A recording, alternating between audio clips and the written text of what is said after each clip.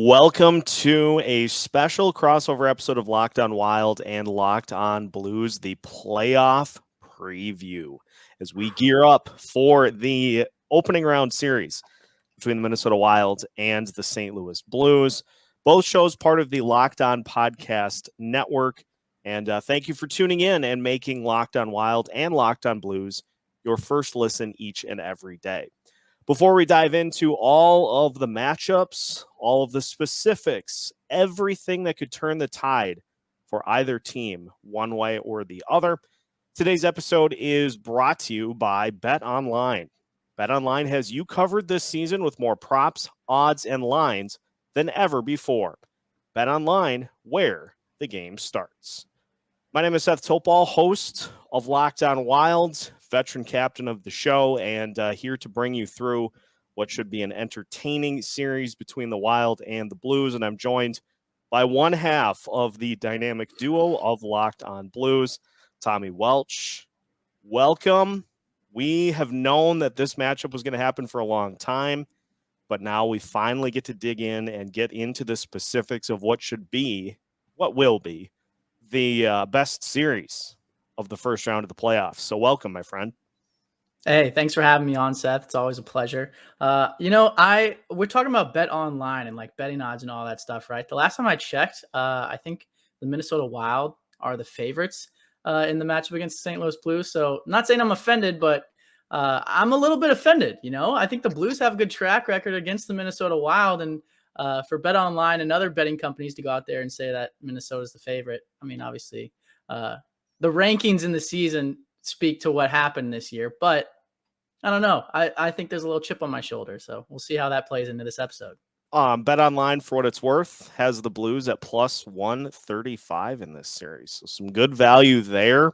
And it's going to be just the most epic series that you could possibly have. And so we're going to hit all the angles, both teams. And since the Wild were able to end up winning against Colorado to take home field advantage, we will start at the XL Energy Center today when everyone is listening to this.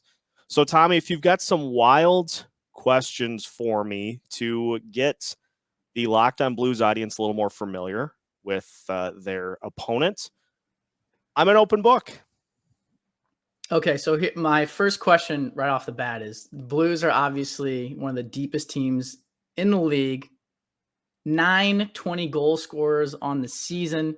I think with the trade deadline, the Blues obviously wanted to add at the blue line and help on their defensive side of the puck.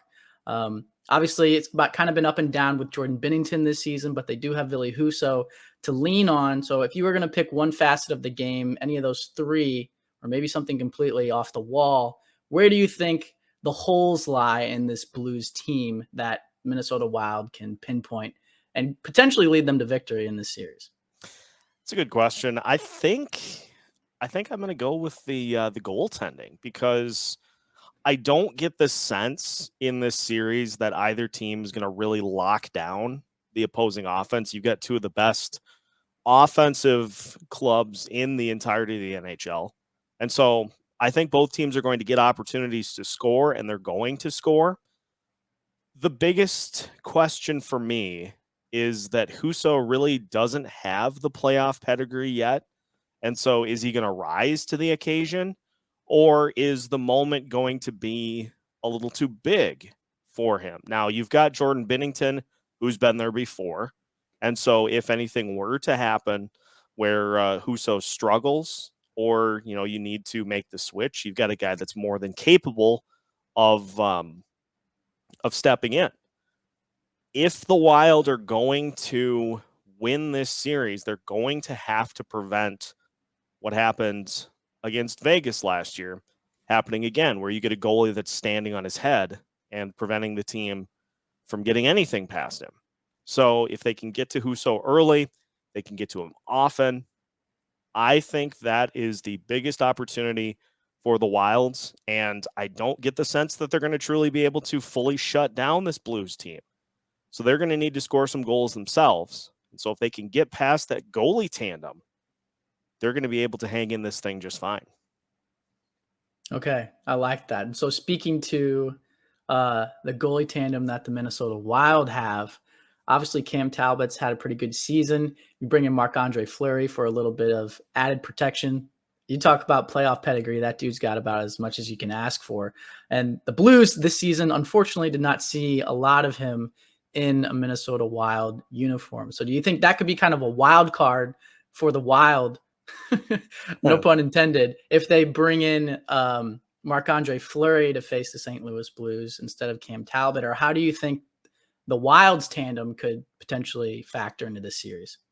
I think you've got two very different dynamics for the goalie position. You got Cam Talbot, who has been very steady. He's been a very calming presence in net for this team. He's not a guy that can necessarily like steal you a game like Fleury can, where he's just, making all the insane acrobatic saves and truly shutting a team out. But he's very capable of holding good offenses in check. Recent performance for both, I think, leads to Talbot getting the edge. At least that's the way I would do it. But it's a great problem to have a guy like Marc-Andre Fleury who has done it a million times in the postseason and has performed well with the Wild. He did have a little bit of a rough stretch, but that final game against the Avs, he looked great. So I get the sense we'll see both guys. I think at least early on, the Wild will start with Cam Talbot just because when Fleury has been beaten, it seems like teams get to him right away. He had a couple of starts against the Kraken where they scored within the first 2 minutes of the game. They scored twice. Los Angeles Kings scored 3 times early on in that game. And so that concerns me going into the playoffs, is getting jumped by a team right away. So I think they go Talbot to start. But if something happens to Talbot, Marc-Andre Fleury is ready and waiting to hop in and try to even the tide. I like that. I like that a lot. And so, okay, you talk about evening the tide. So I feel like there's been one guy on the Minnesota Wild that has a lot of tides, and they're either high or low. And it feels like he's on a massive bender right now. That is Kevin Fiala. Is he done with his high tide? Can we safely say that the Blues will be safe from the wrath of Kevin Fiala, or is this just going to segue into the playoffs and we're going to be on the outside looking in because Kevin Fiala had a 4-goal performance and single-handedly beat us? So it's one thing to be on a heater, but I tried to find a term to go above that. And so I've been saying that Kevin Fiala is on an eliter. He's been on an insane scoring pace. He's got 25 goals in his last 40 games, something like that, and just career highs up and down the board. And him, Freddie Gaudreau, and Matt Boldy, you look at that line and you're like, those guys aren't, they're not world beaters, but they've scored on everybody. And that is the biggest difference between last year's postseason and this year's postseason, is that the Wild have 2 elite scoring lines that can beat you. So if you try to shut the Kaprizov line down, the Fiala line is going to have plenty of opportunities. If you try to shut the Fiala line down, the Kaprizov line is going to have their opportunities too. It's a pick your poison type approach, but Fiala has just, the dynamic level of scoring that he's brought is something that I really haven't seen with this franchise before. It's Kaprizov-like. And you look at Kaprizov and what he's done, it is a nightmare combo. He's been all right, I think, right? Yeah, he's done all right. It's been a nightmare combo, and so good luck trying to stop both of them, because that has been the one thing, at least through the regular season, the last couple of games. And there have been a lot of teams that have tried. There really hasn't been anybody who has put together a solid formula to slow both of them down. It's usually one or the other. But if those guys both get rolling in this series, it's going to be dicey. So speaking of getting rolling, do you think, with how much everyone's talking about the Blues depth and 920 goal scorers and the names they have up and down this roster, do you feel like the Minnesota Wild are getting kind of the short end of the stick there, because they're a pretty deep team as well, but they're not getting the recognition because of their opponent? I think that's a great take. And you look at what this Wild team did. I mean, you've got 3 20-goal scorers on that top line. You've got Matt Boldy, who played like half the season and he ended up with 15 goals. Freddie Gaudreau has, I believe, 15 goals himself. Those bottom two lines do some different things than just purely score. You've got the Eriksson Ek, Greenway, and Foligno line, which is the best shutdown defensive line in the NHL in 5-on-5. So a lot of times they are being put on the ice to try to slow down an opponent's top line. The Delorier, Duhaime, and Jost line is out there to fight.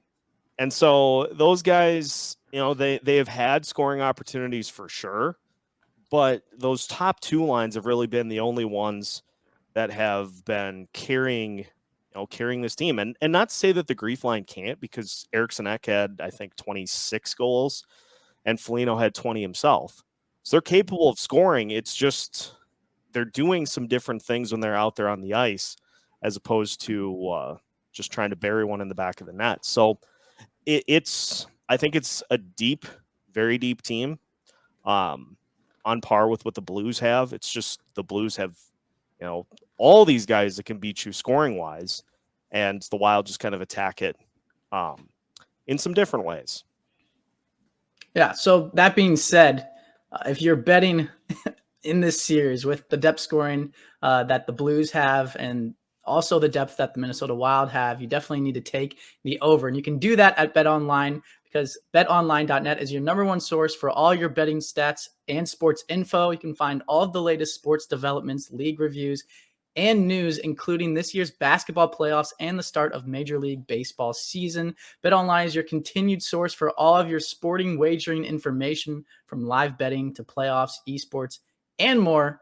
So head to the website today or use your mobile device to learn more about the trends and action at BetOnline, where the game starts. We'll be right back with this episode of the Minnesota Wild and the Locked On Blues crossover when we come back. Continuing today's episode, crossover episode of Locked On Wilds, Locked On Blues. We call it the playoff primer. And this series getting rolling here tonight. Tommy, I got to ask you, I did, talk about a little bit the goalie combos. What is your confidence level in Ville Husso heading into the start of this series? It's pretty high, to be honest. When you take a look at the analytics throughout this season, Ville Husso has been one of the top performing goalies since he started making his serious starter campaign, and Jordan Binnington kind of started slowly fading into the background. But even before that, I feel like a lot of people forgot this season that when we were talking about Team Canada and the Olympics, obviously that didn't happen, but Jordan Binnington was like number one on that list for starting Team Canada. So he was on a bender and a leader, some might say, at the beginning of this season. But like I said, Ville Husso kind of took the reins and he never looked back. But I think the sample size for Ville Husso and what he's been able to sustain throughout the course of this season is large enough that you feel comfortable with him starting game one in the playoffs. So I know there's been some talk back and forth about who you go with. And I get the argument about Binnington with the experience there, but I think with the sample size that Ville Husso had and the season that he put together, he's earned the right to start game one for the St. Louis Blues. And I think he's going to do great. I mean, the guy saves high danger chances like it's going out of style. He's doing exactly what the Blues thought with his projection and being a top-rated goalie. It's going to put us in a difficult position at the end of the season when he's a UFA. But for the time being, I think Ville Husso has what it takes to lead a team to the Stanley Cup. And so hopefully if the Blues move on from the Minnesota Wild, he can do that in dynamic fashion. You've got, as you alluded to, all these options that can score, 9 different 20-goal scorers. And a take that you guys had earlier in the season when the Blues were on that just absolute heater that continued all the way to pretty much the end of the year. It sounded like you guys were as impressed, if not a little more impressed, with what this team has done defensively, as opposed to, what the offense has been able to do all season. Does that still ring true heading into this postseason series? Is the Blues defense, has it been on par with what their offense has been able to do?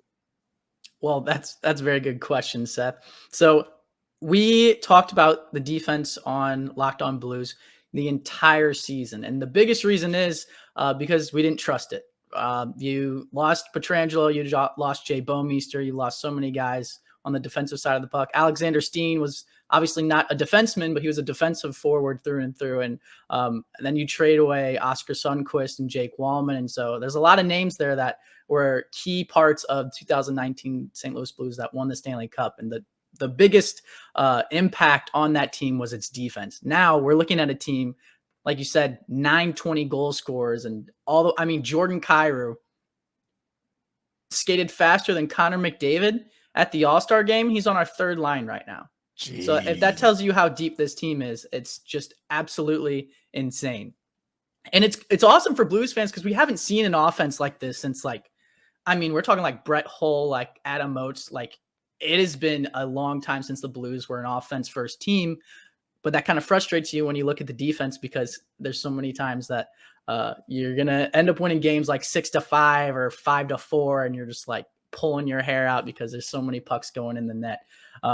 So I would say I liked the addition of Leddy at the trade deadline. I think it helped a lot getting Krug back, getting guys healthy. I think is huge for this team. Marco Scandella lately has been playing out of his mind, and much more like the player that he looked like when we first traded for him at the deadline. I think it was last year.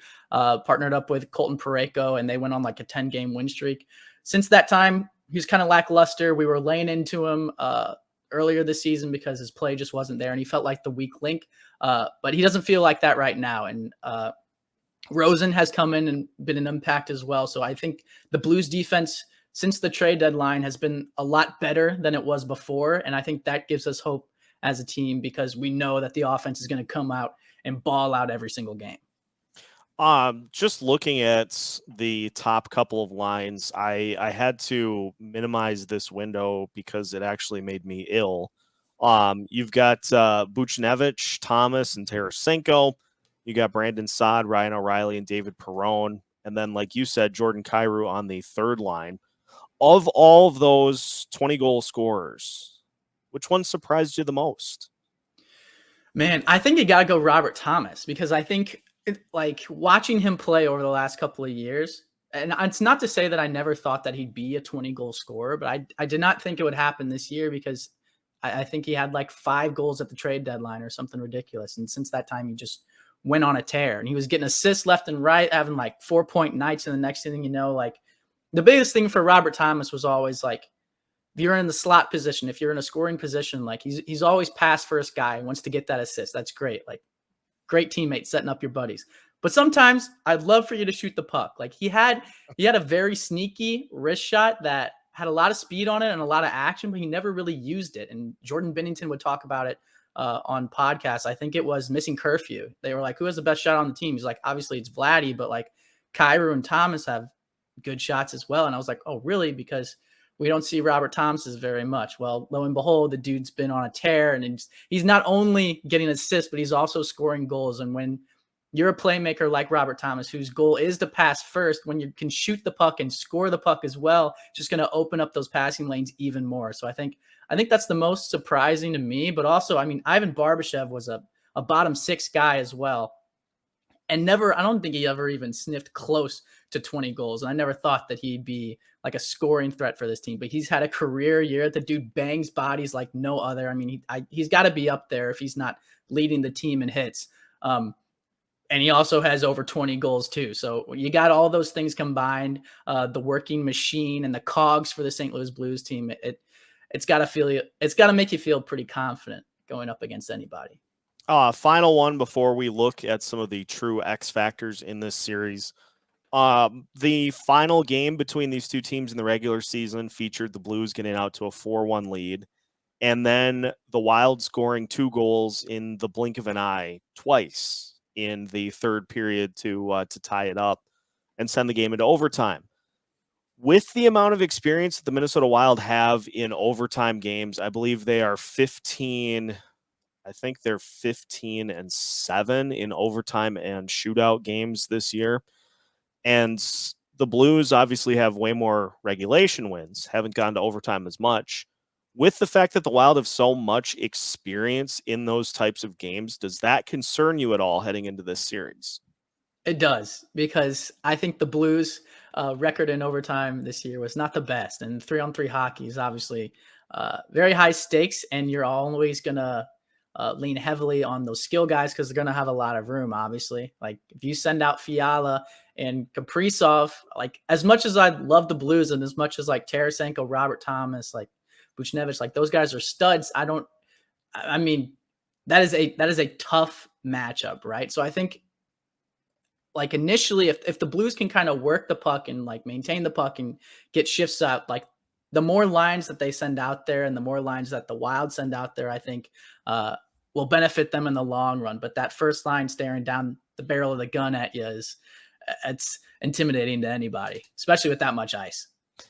Oh man, this series is going to be just. There might be. You were talking about 5 of the games going to OT, 7-game series. Yeah, I wouldn't be surprised. I have a scorcher of a take in that department. And so we'll finish up our crossover episode by taking a look at some of the X factors for both teams in this series. Plenty more to come in our pre-series crossover between Locked on Wild and Locked on Blues after this. But first, it is the month of May, which means that it is time to get back outside, be active, and enjoy some much better weather. You're going to need to find a go-to snack that you can take with you wherever you're headed. Built Bar is that go-to snack. The best part about a Built Bar is it's both healthy and delicious. You're not sacrificing delicious food just for the sake of eating healthy.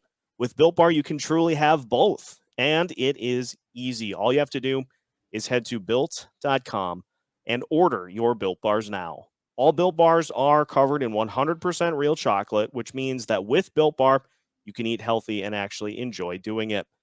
Typically, Built Bars have right around 130 calories, 4 grams of sugar, 4 net carbs, and 17 grams of protein. Your standard candy bar, way more than that.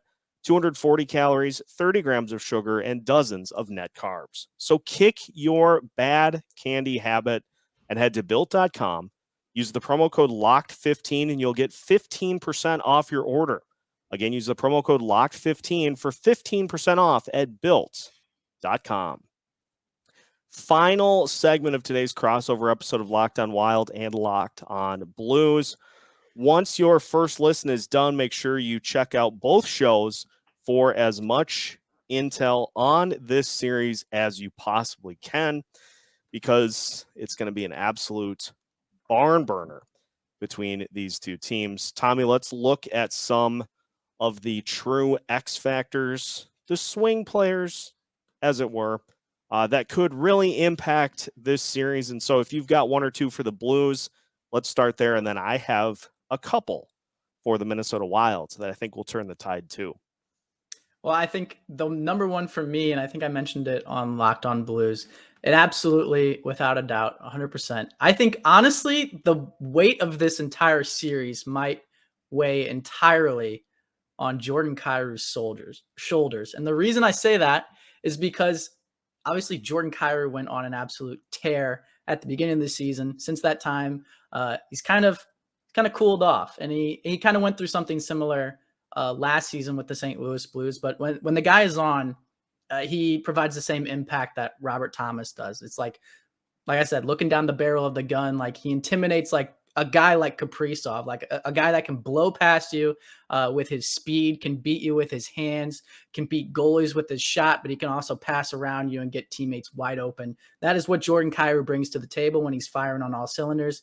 He hasn't been there lately, but he did score a goal in the last game of the season, so hopefully that gets the wheels turning in the right direction for him in the playoffs. But I think the matchup on the third line for the St. Louis Blues is going to be huge because I feel like that's the biggest gap personally for me between the St. Louis Blues and the Minnesota Wild, and where they could potentially exploit the Wild and their depth. So obviously Ivan Barbashev will play a role in that as well, but I think Jordan Kyrou has the most potential to make a serious impact, especially in terms of scoring and what he brings to the table.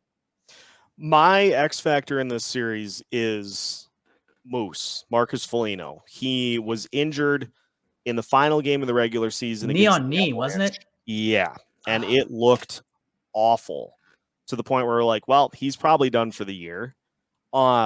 He practiced this weekend and got some good news from the team doctors to the point where he is probably going to end up playing in game one, which is just the guy is just an absolute freak, and is just playing through some unbelievable injuries that he has accumulated over the course of the season.